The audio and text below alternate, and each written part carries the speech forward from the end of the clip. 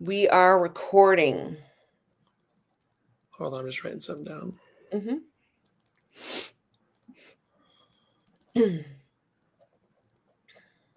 Okay, ready. Ready for the opening statement? Yes, sir. Love it. By the way, my energy today at this time in the day is far different than when we were recording at noon or 1 in the afternoon. Yeah, you are calls. Vibing today. Vibing. All right. Pressure reveals one thing more than anything else: your emotional intelligence. You've seen it before. One leader stays calm and focused in the midst of the chaos, while another panics, lashes out, or shuts down. The difference? Emotional intelligence, or what we like to call EQ. And here's the hard truth. If you cannot manage yourself mentally, emotionally, physically, then you cannot lead others effectively. Ooh. I'm Eric Pfeiffer, and in this episode, I'm joined by Dawn Neldon. And today we're breaking down the EQ matrix, our tool that helps you harness your emotional intelligence as a leadership superpower. Oh, yeah. So you and I have worked with enough leaders to know that there are some real things at stake if you don't know how to manage your emotional intelligence, if you have low EQ. And I guarantee you that everybody listening to this has experienced leaders that have low EQ. That's right. And I think it's important to point out too that oftentimes we see leadership failure as a strategy problem. And I would suggest that more often than not, leadership failures stem from an emotional intelligence problem. Yeah, 100%. I often like to say that it's our lack of EQ that undermines our IQ every day. That's right. So we've all been, I just want to set the scene. We're in a meeting and things start to go a little sideways. And we know the difference between a leader who stays very calm, and they're not a doormat by any means, but they just have this composure that is able to guide the team through that chaos. And then there's the people that you literally can feel the temperature in the room rising because the leader cannot manage their emotions. That's right. And it begins to feel really unsafe. Everybody starts to feel put on the spot and really defensive. There are so many negative team effects that happen when a leader cannot manage their emotional intelligence. So we at MPWR like to say that EQ is not just a soft skill. It really impacts how a team performs, how they're able to trust their leader, and how as an organization they manage challenge. And today we're going to dig into the tool, the EQ matrix. Love it.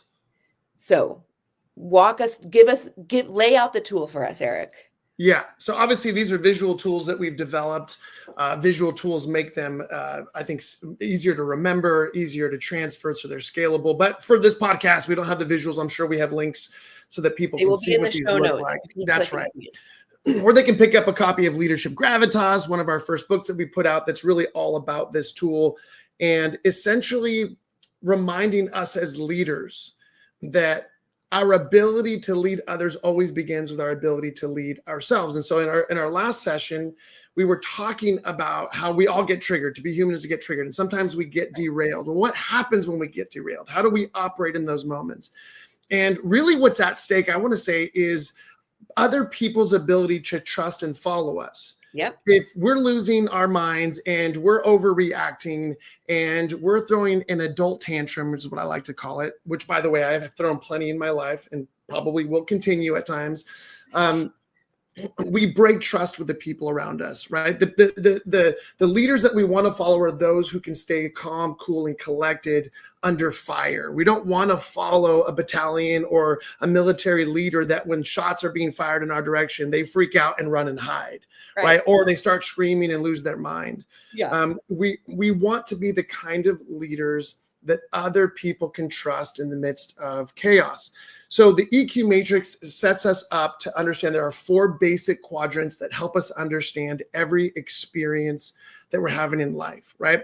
So there are 2 basic relationships that we're dealing with every single day. The first is the obvious one with all the people and the circumstances around us. That's the relationship that we're most paying attention to throughout our days. But there's a second relationship that's equally important, if not more important, and that is our relationship with ourselves. And last week, we're often blind to that. Oh, yeah. Maybe blind, unaware, naive, maybe just haven't spent much time really paying attention to what's going on for us internally, mentally, emotionally, and physically. So we've got these 2 relationships. And every day, there are 2 ways that we're having to navigate those relationships. One is awareness. How aware are we of what's going on around us with other people? But also, how aware are we of what's going on for ourselves internally? The other engagement is what I like to call leadership. Now, in Daniel Goleman's original work in his book, Emotional Intelligence, he coined the phrase, he's the godfather of this conversation. He talks about management. I don't like that word because it sounds a little bit too status quo for me. So I like to say leadership. It feels more proactive, more intentional. It's our responsibility. So we've got relationship with others, relationship with ourselves. We've got awareness of others and ourselves. And we've got how do we lead others and ourselves. And like I've already said, our ability to lead others is directly connected to our ability to lead ourselves. And when we talk about getting triggered, right, when we get a little bit hijacked, it's really important to remember those are just indicators like the indicators on the dashboard of our car. Like the lights light up and say, hey, you got low tire pressure, you got low windshield wiper fluid, hey, you have a check engine light on. Like those indicators are our friends. They are our friends because they're there to let us know something's going on in the vehicle that we may not be aware of. And if we don't pay attention to those indicators, right, as often we do, okay, the check engine light's been on for 6 months, but the car still drives, so we're fine. Right. I don't got time to slow down and have it checked out until we find ourselves broken down on the side of the road. And then we're like, right, darn it, why didn't I go get it checked out before, right? So the EQ matrix gives us a way to understand that when we get triggered, what do we do with those triggers? How do we manage ourselves in the midst of the challenges, the chaos? You know, we're getting pinged left and right. It helps us understand that every time that we are feeling triggered, it's an opportunity to start in self-awareness. First and foremost, what's going on for me internally? Our temptation is to blame the world around us, like we talked about in our last session. Our temptation is to point fingers. But the reality is if we're triggered, that's on us. Mm-hmm. And so personal responsibility requires that my first step is to process what's going on for me through the lens of self-awareness. How do I understand? Go ahead. You know, it's so interesting about that, Eric, is that often this is backwards from how we typically view leadership. When we are triggered, this experience is outside of us. It's somebody else's problem. It is because of some mistake that somebody else made. And we view our responses as almost, we have no control over them. And you're challenging us here to flip that upside down and to say, when you're triggered, instead of trying to lead others out of that situation that is causing you to be triggered, you start by paying attention to yourself and leading yourself. That's right, because we can't control the world around us, but we are supposed to be in control of our responses, right? Our attitudes and behaviors. So we jump into self-awareness. We pay attention to what's going on for me mentally, emotionally, physically. I own myself. We often talk about the importance of owning our emotions, or they will own us, right? And then that gives us an opportunity not just to see ourselves more clearly, but that is the beginning of what I would call the sobriety process, right? When we get hijacked, we lose our sobriety.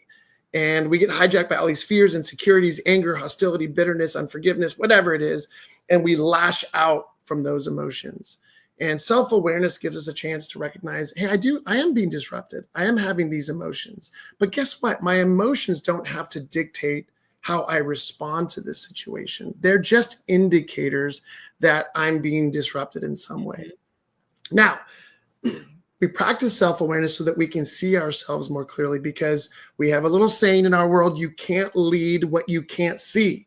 Mm-hmm. So once we see ourselves more clearly, then we have an opportunity to move into the next quadrant, which is self-leadership. Now, notice the starting point for emotional intelligence is not dealing with everybody else. It's dealing with ourselves, because we can only give to others what we first cultivate internally. If we're cultivating anger, hostility, bitterness, resentment, then that's what we're going to give to the world around us. If instead we're learning to cultivate peace, clarity, confidence, courage, understanding, empathy, compassion, right? Then that's what we're going to bring to the environment around us. So once we see ourselves more clearly, now we get to lead ourselves more effectively. We get to practice the skill of composure, right? Where we remember that as adults, we don't have to fly off the handle. We don't have to react violently or aggressively. We don't have to withdraw and go hide ourselves in a hole. We get to choose how we show up to any situation, right? Which then gives us a chance to practice things like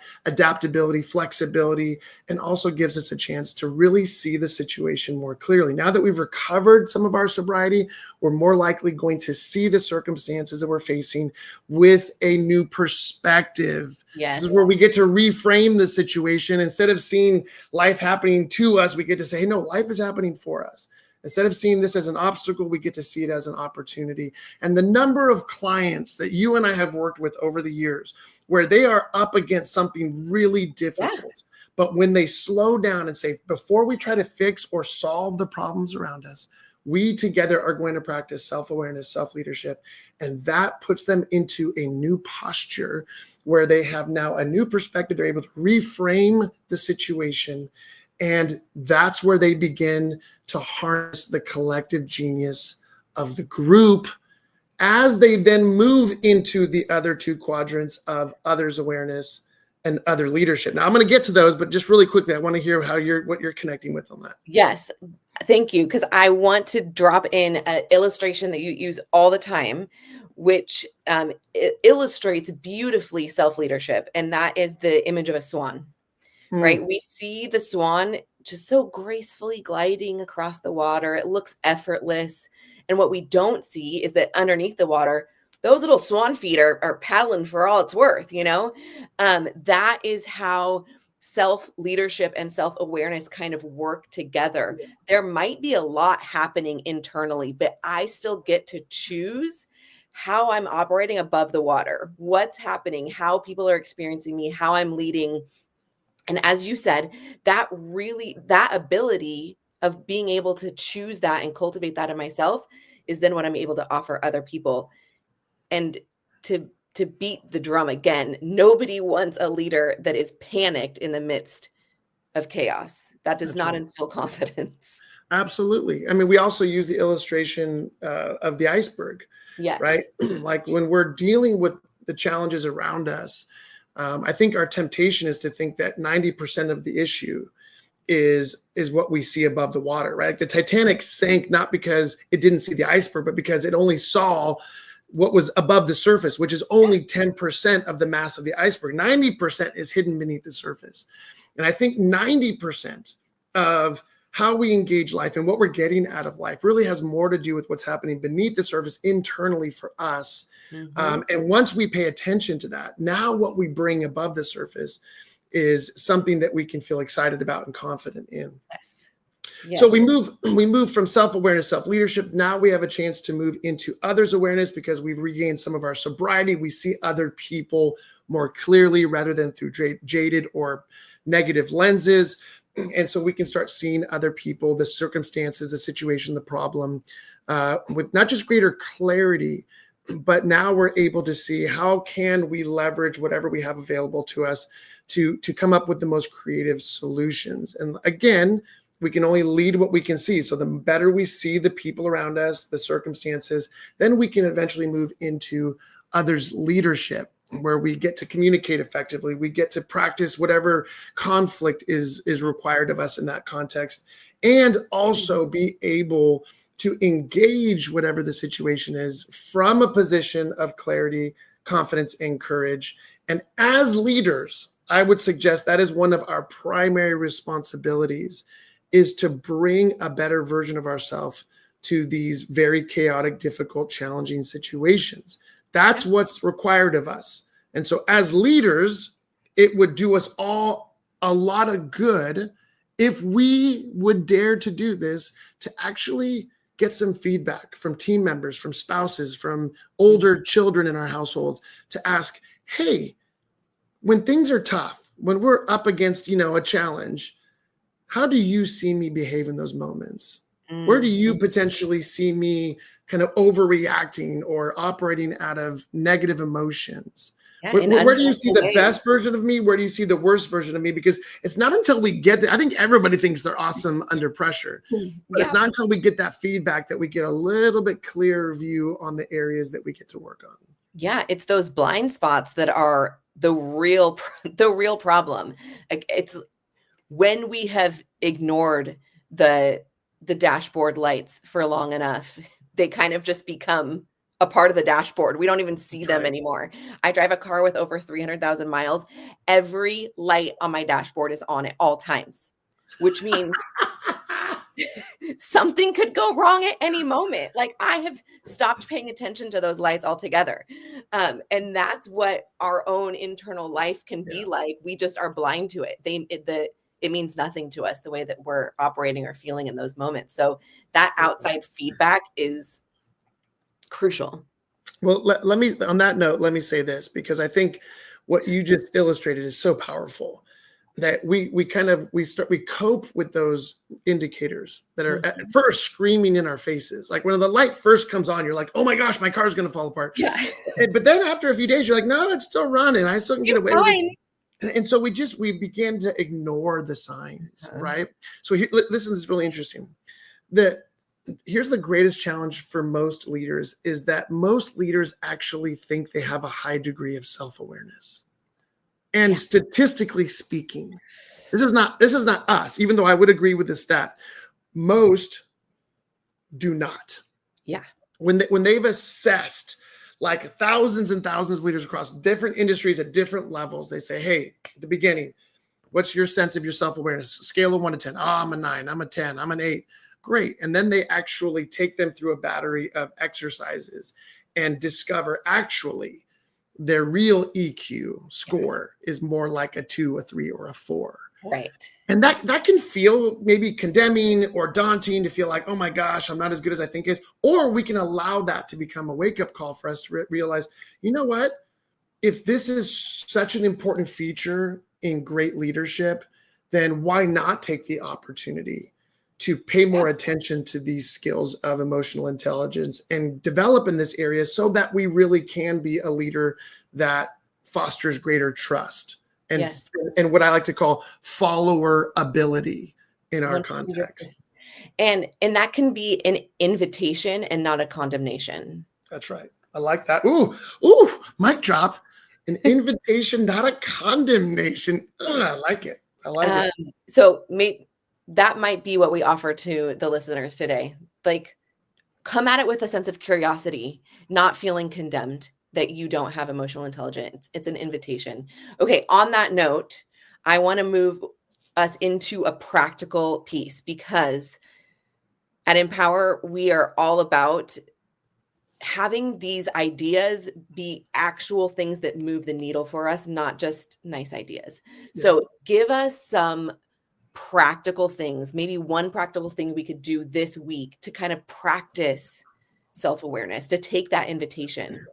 Well, let me do this, because I want to offer that, but I want to share a quick story that will help us really feel the kind of the stakes that are involved here. So, some time ago, we were working with a large corporation, working with the executive group, and one of the executive members, we'll call him Bob. Okay. Right. We'll just give him that name. And actually, this story features at the beginning of the new book that's going to be released here in a few months. But Bob, when the company started, was an invaluable asset to the company because he was a genius with numbers, right? So he was overseeing the financial health and stability of the company as the director of accounting, or whatever his title was. And in the beginning, he was indispensable through those early years, making sure that, they had cash on hand when they needed it, because there was a lot of money going in and out, right? They're a large distributorship. And as the company grew and they added more team members, I mean, they went from like a team of like 30 to like hundreds, you know, in a very short period of time. Bob eventually over time had to start working with a team of people that were hired beneath him to help offset the load that was growing. Yeah. And when I started working with the company, I heard about Bob. And then when I finally met Bob and started working with him, there was a massive gap between the asset that Bob was in terms of his ability as an individual to do a particular kind of work and his ability to actually lead and run and manage a team effectively. What I discovered very quickly is that his team did not like him. They abhorred working for him. They all felt slighted. They all felt micromanaged. They all felt condescended against. They all felt like he thought they were stupid. He was harsh in the way that he would correct them. There was little to no affirmation. There were no developmental opportunities. He was kind of, as they say, the bottleneck through which everything had to go. They had tons of responsibility and no authority. And the problems were just, on and on and on. So I started meeting with Bob and I said, hey, Bob, I want to bring this to your attention. This is, a little bit of how your team is experiencing you. And as the company grows, you're going to have to take on the responsibility of leading more people.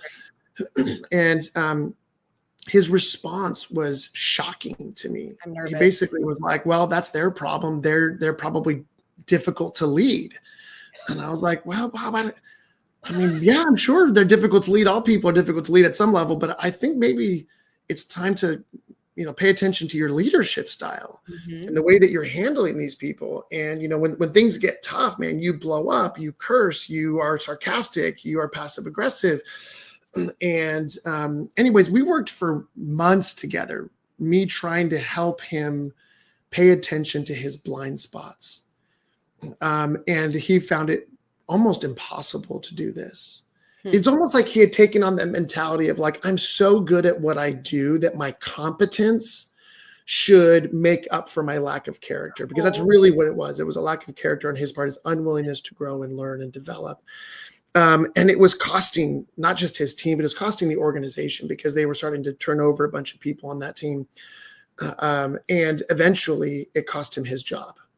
And I'll never forget one of my last calls with him when he had been told, hey, this isn't a good fit. This is not going to work. He said to me, Eric, I don't understand. If I'm really good at what I do, what does the rest of it matter? And I think sometimes we can all fall into this. Like, I'm really good at what I do, so why does it matter if I show up poorly to work? Why does it matter if I have a negative impact on my environment? Why does it matter if there's some toxicity? And I told Bob, I said, Bob, I'm really sorry, man, but you have to remember that when leadership business is a team sport. And if you can't engage your team members in a way that gives them the courage to follow you, then that's your problem. That's on you. That's your responsibility, right? Because the old adage is you're only a leader if there's people following you. And I told him, I said, clearly nobody is ready and willing to follow you. So anyways, it's a heartbreaking story, but it's a story that we've seen almost on repeat with almost every company we work with. And for that reason, all of us have to wake up, because maybe we're not Bobs, but all of us have a little bit of Bob in us. Right. We all have those dynamics in the workplace where, we show up, with negative attitudes or behaviors where we are most likely having a negative impact in our environment. And if we don't do the work to discover those blind spots, eventually those blind spots will get the best of us. Yep. That's absolutely right. And we all have experience with those individuals that show up with that mentality of, I'm so good at what I do, the rest doesn't matter. Yeah. And the reality is that it does matter. All of us who have experienced that know how much it matters. Yeah. Yeah. So doing this work is incredibly important. Yeah. All right. I agree. Give us some practical handles. Yeah. So here's one thing that I want to encourage our listeners to do is, and we can do this one of two ways. Number one, last week we talked about journaling. So this could be part of our journaling exercise if we wanted, but to start paying attention to the moments in our days or the areas in our life or the relationships that we regularly engage with where we lose our composure. Yes. Now, in the ideal world, we are aware of when we lose our composure. But for all of us, it would greatly help if we sought feedback from the people around us that we trust the most to say, hey, help me identify the moments when you see me lose composure, and what does that practically look like? Do I raise my voice? Do I become a dominating personality? Do I cut people off? Am I aggressive? Or am I passive? Do I withdraw? Do I withhold information? Do I kind of, cut myself off from the conversation? Whatever the case is, like, seeking that feedback is one of the surest ways to discover the blind spots that we're unaware of at this point. Now, once we discover those areas where we are losing our composure, where we're starting to act out, where we're starting to throw adult tantrums, where we're starting to try and control our environment. This goes back to, when we are operating out of the victim or villain mindset. Here's the next thing we need to do. We need to practice 3 things in those areas where we're losing composure. Number 1 is brutal honesty. We need to be brutally honest about not only what's going on for us internally, but our impact on the environment. So ask those people, when I raised my voice, when I was using foul language, when I was being sarcastic, when I did X, Y, or Z, how did that impact you or the environment? That's the first order. The second thing is to practice humility, which we define as accepting who we are for better and for worse. We can only be who we are today. So there's no point in, glossing over or shading the truth. Right. But we need to learn to accept, like, this is an area of growth for me. Mm-hmm. And that's okay, because I'm a human being. So I'm always a work in progress. And I get to stumble and bumble and fumble my way forward.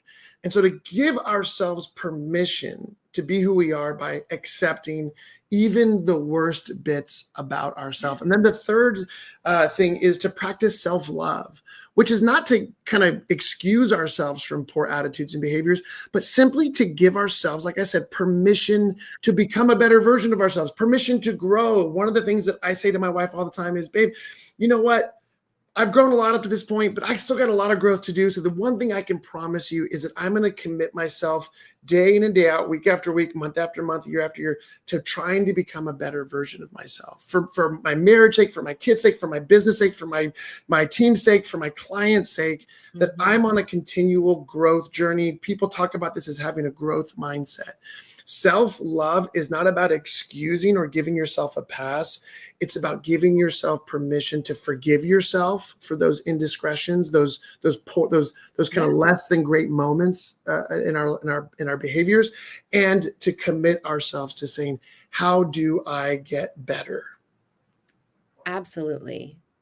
I love that, because the self-love piece is taking a moment to say, what has gotten me here? I'm going to, like, what I've had to do has gotten me to this point. And now I'm recognizing that there are some things that aren't as helpful in getting me to where I want to go.